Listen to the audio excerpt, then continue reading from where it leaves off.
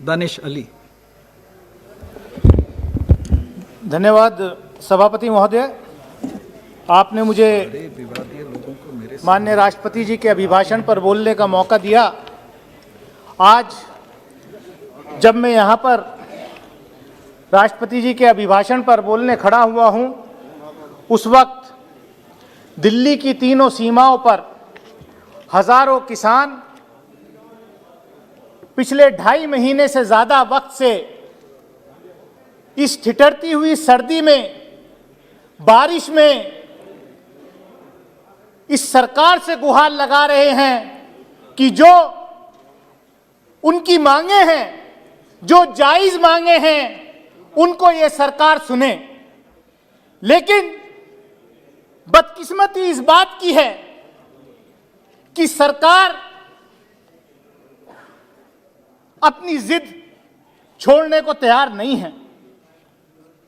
राष्ट्रपति जी का जो अभिभाषण होता है वो सरकार की नीतियां और सरकार के कार्य माननीय राष्ट्रपति जी दोनों सदनों के सामने रखते हैं।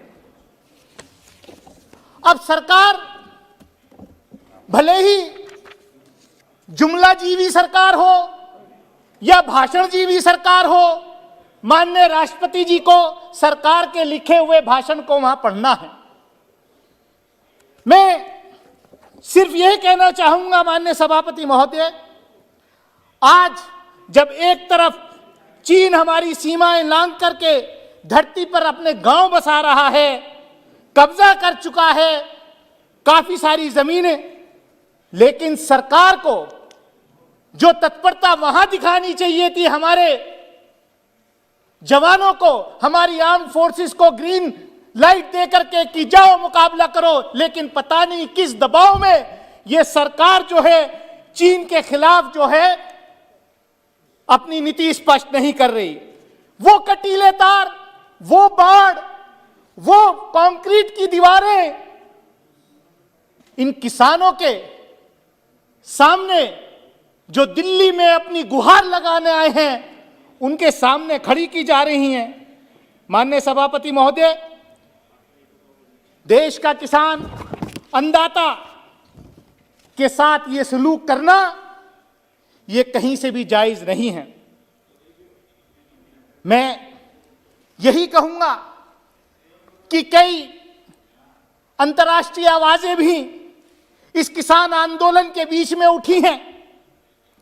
मेरी पार्टी बहुजन समाज पार्टी की नीति साफ है कि अंतर्राष्ट्रीय हस्तक्षेप नहीं होना चाहिए हमारे देश के इंटरनल मैटर्स में।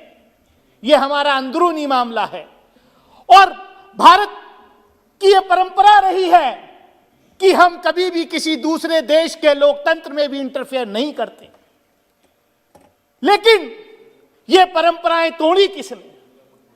हम आज जिनको ये सीख दे रहे हैं कि यूएस स्टेट डिपार्टमेंट हो, यूनाइटेड नेशंस हो, वो लोग हमारे यहां जो आंदोलन चल रहा है उस पर बोल रहे हैं।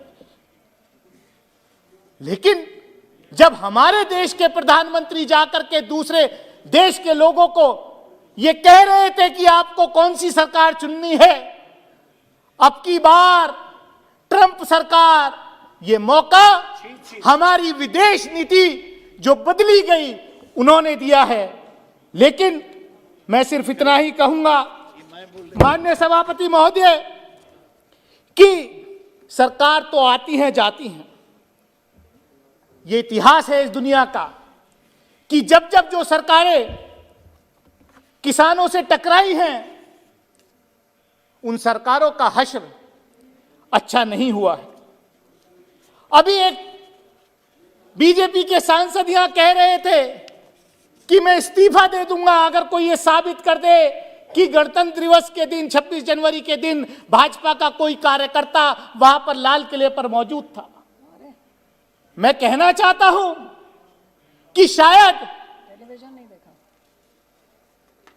जिस व्यक्ति को, जिस उपद्रवी को आज हमारी पुलिस ने अरेस्ट किया है, वो भारतीय जनता पार्टी के लोकसभा के मेंबर का चीफ इलेक्शन एजेंट था।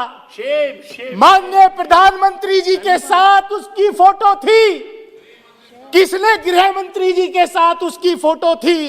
और मैं ये कहना चाहता हूं माननीय सभापति महोदय, माननीय प्रधानमंत्री जी के साथ फोटो, तो उनके फोटो फ्रेम में तो कोई मंत्री और सांसद भी नहीं आ सकता। वो व्यक्ति, वो उपद्रवी कैसे माननीय प्रधानमंत्री जी के साथ फोटो में मौजूद था? आखिर किसने उन उपद्रवियों को इजाजत दी कि लाल किले पर चढ़ करके देश के साथ ऐसा करे? माननीय सभापति महोदय, मैं ज्यादा कुछ ना कहते हुए मैं इतना ही कहूंगा कि ये देश को कहां लेके जा रहे हैं, ये देश को कहां लेके जा रहे हैं। कुछ सरकारी पार्टी की कुछ जमातें, सरकारी पार्टी की जमातें चंदा इकट्ठा करने के लिए निकली मध्य प्रदेश के अंदर। वहां पर क्या हुआ? किसी से छुपा है क्या? क्या हुआ? पथराव हुआ। और अगले दिन जाकर के वहां के एडमिनिस्ट्रेशन ने उन गरीबों का पहले उन्हें पत्थरों से मारा, पहले उनको पिटाई की, जेल भेजा और बिना नोटिस दिए अगले दिन मध्य प्रदेश के अंदर उन गरीबों के, मजलूमों के घर को बिल्डोजर से तोड़ दिया गया।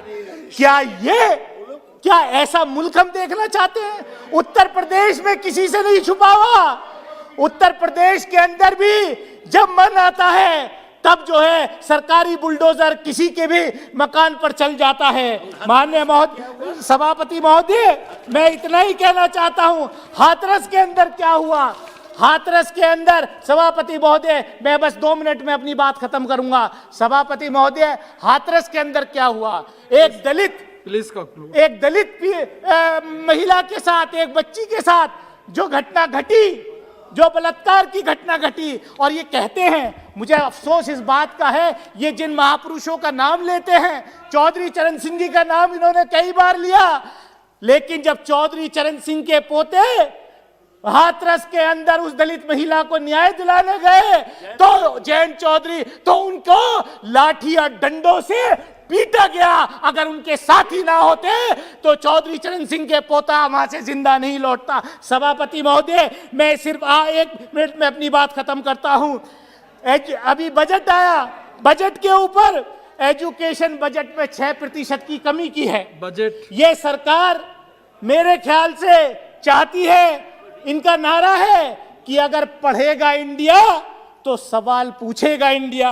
इसलिए सारे विश्वविद्यालय, सारी एजुकेशन सेक्टर को डिस्ट्रॉय कर दो। मेरे यहाँ एक यूनिवर्सिटी मेरे पड़ोस के जिले में मौलाना मोहम्मद अली जौहर यूनिवर्सिटी बनाई, उसको भी रोज तोड़ने के लिए बुलडोजर तैयार रहता है। लेकिन ये सरकार क्योंकि शिक्षा खत्म करना चाहती है। मैं सभापति महोदय ज्यादा वक्त न लेते हुए मैं इतना ही कहूंगा, ये सरकार क्योंकि इनकी बस 1 मिनट में अपनी बात खत्म कर रहा हूं। ये सरकार जो है, इन्होंने अपना जो है एजेंडा इनका साफ है कि बाबा साहब डॉक्टर भीमराव अंबेडकर के जो संविधान को नहीं मानना, उनके जो दिया हुआ आरक्षण है वो कैसे खत्म हो, सारे प्राइवेट सेक्टर्स के हवाले कर देना।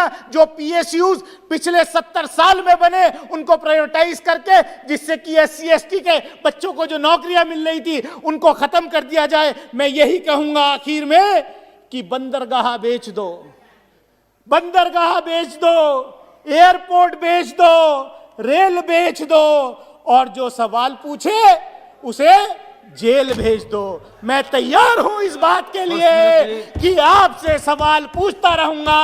और जिन आंदोलनकारी किसानों को कहा कि वो आंदोलन जीवी है, मैं अपनी बात खत्म करता हूं।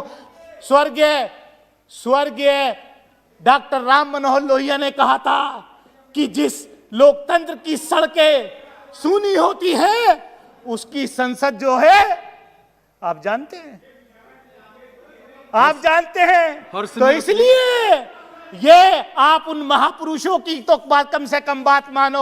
और सभापति महोदय, मैं कंक्लूड कर रहा हूं एक सेंटेंस में। आज जो देश में हो रहा है, गरीब को, मजलूम को, अक़लियत को न्याय नहीं मिल रहा, और वो न्याय जो है जुडिशरी में भी क्राइसिस आ गया है। मैं इसी बात के साथ अपनी बात खत्म करता हूं कि स्वर्गीय अरुण जेटली जी का एक बयान याद आ रहा है, संसद के अंदर दिया हुआ। उन्होंने कहा एक मिनट कभी खत्म नहीं हो रहा है। आपका एक मिनट अरुण जेटली जी ने संसद के अंदर कहा था कि आज के जो जजेस हैं, जो जुडिशरी है, वो इस बात को तय कर देखती है कि रिटायरमेंट के बाद मुझे क्या बेनिफिट मिलने वाले हैं। उन बेनिफिट्स पे तो कोई असर नहीं पड़ेगा।